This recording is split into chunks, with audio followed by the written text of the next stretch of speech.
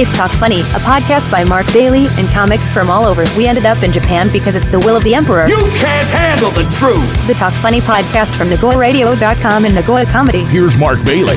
Mark Bailey, Mike Miller on Talk Funny. We love IG Police over here. Thank you so much for everything you do to protect everyone from me. And Minority Report is a real... It's a documentary over here. It's like when you were looking at the bicycle, Mike. I think you were planning to steal it, so put your hands behind your back. So my wife had this thing with life insurance. Wow, I wonder what she wants with life insurance with me. True story. And for this, they needed the actual Zydu card from the actual residence card that as foreigners we have to carry with us all the time. And you have to show it if the police ask. You have to carry it with you all the time. And if you don't, you will be detained until someone brings that to you, if you left it at your house or your company. I always did it, always carried it. She goes, listen, you're not riding your bike today, right? You're just going to the office. You're not going to need it. I need it just for this one day to take it to the post office because the insurance company wants ID, it. Yeah. I said, seriously, you can't do a copy? No, I need that. She goes, what are the odds? You're going to need it. So I go to my office, minding my own business. Ping pong. I look, there's the cops. What? Did she call them? And so I just pretended I wasn't here. You don't answer the you don't doorbell. have to answer the door. Right. Then, ding dong, now they're on the third floor. Now they're banging on the door. I guess I had my lights on or something. Maybe they were suspecting. I don't know. So I opened it, and he goes, do you have your card with you? And I said, I told you, and from the future, this was going to happen. Oh, my. And I said, you could call my wife. I told her I needed. She said, I don't need it. So put her in jail. Yeah. Anyway, they said, we just want to know who lives here. And they said, people who pay rent and sign a contract live here. No homeless people live here. What's your name? You're registered at the office, like the ward office. They know where everyone lives. You're in a registry.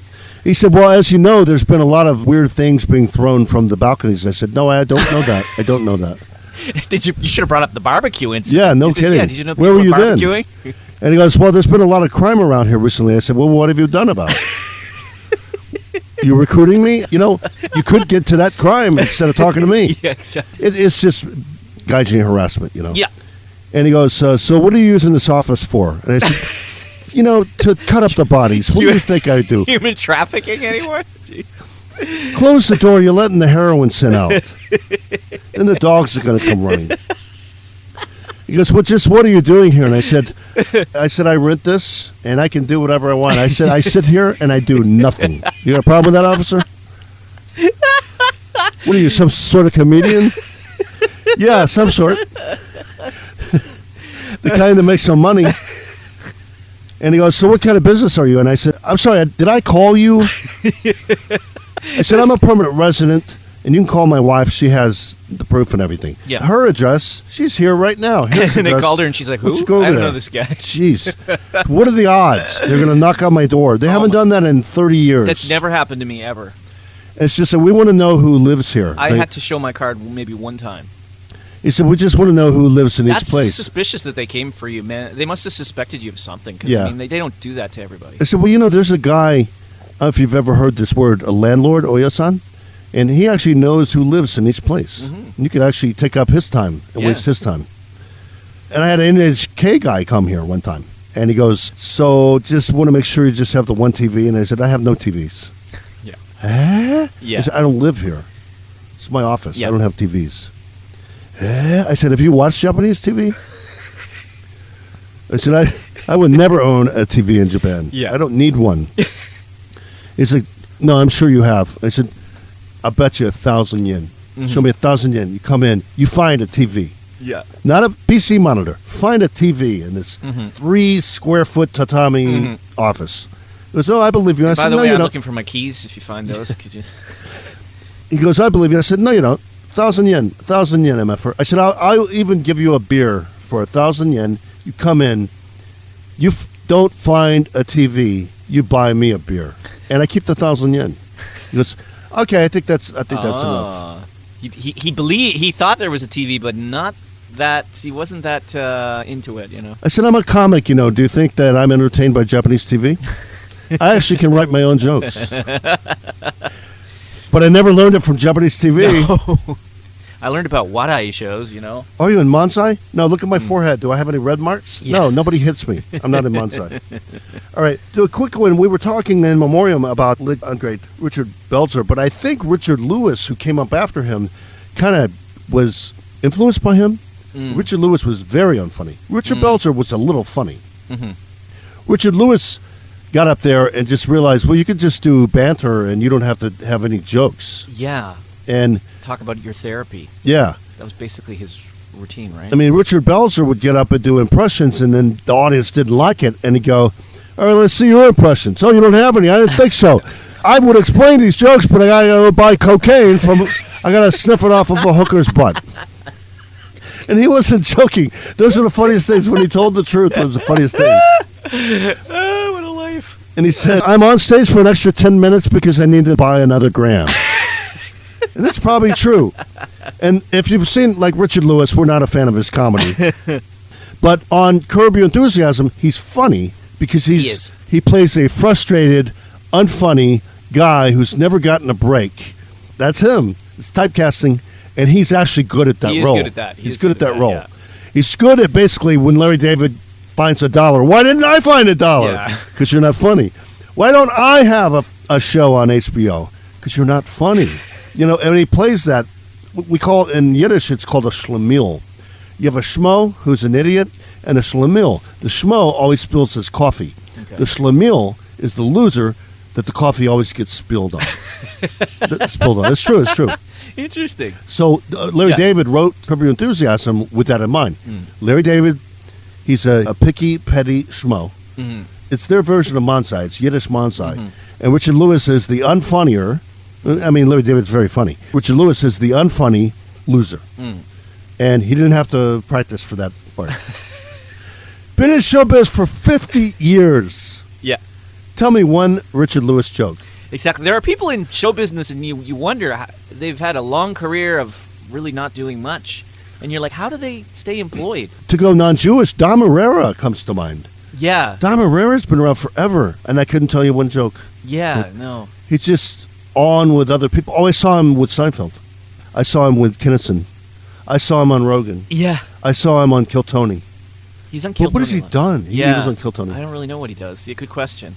It's really interesting because they get into this circle with other comedians, and then those comedians will, I guess, get them to open for them or something like that, and then you've got a steady stream of work, even though you're not really that hilarious. Dom Herrera is the old OG Joey Diaz. Joey Diaz is not funny to me. Joey Diaz just has wild stories, but that's just because of his life. Like, he was a criminal, right? He was in prison for, what 10 years or something? Yeah, he had a story about losing his daughter when he was high on crack. Mm-hmm. Losing his daughter in Central Park for 2 days. And I'm like, that's not even funny. That's criminal. I don't know if I would really brag about that on... these mics are on sometimes, Yeah. How did you find out about that story? Well, you told it on Rogan. Dog. I thought I'd never find it again. Dog. What really scared me is I lost my bong. He's the one comedian who's never going to come to Japan because he has a criminal record. He can't come to Japan. So this is a spin around. We were talking about Richard Lewis. One of the shows we did that went into the ether never made it. The late great Bob Saget was he telling Joe Rogan? I heard that it was Bill. My version that I remember. Bill Burr.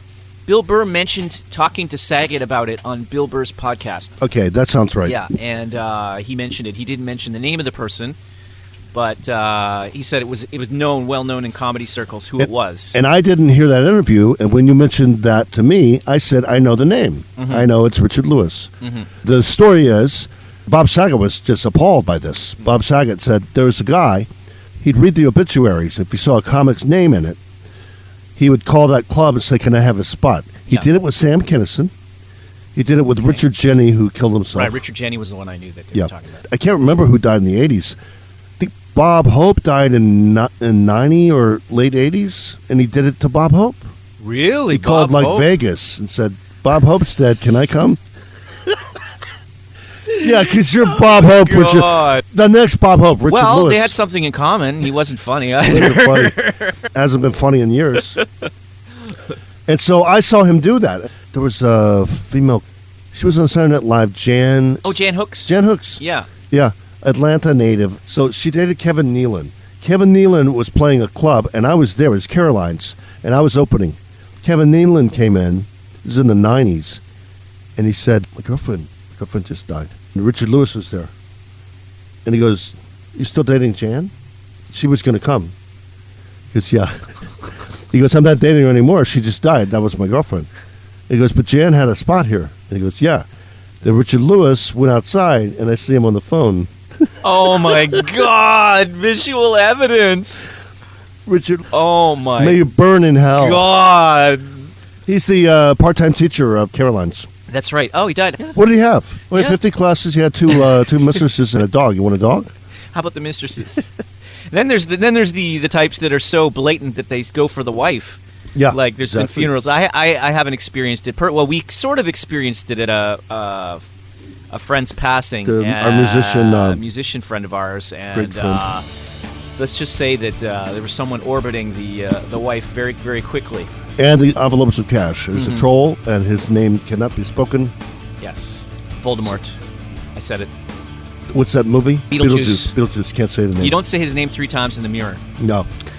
All right, we're going to wrap this up. Mark Bailey, Mike Miller, and Talk Funny.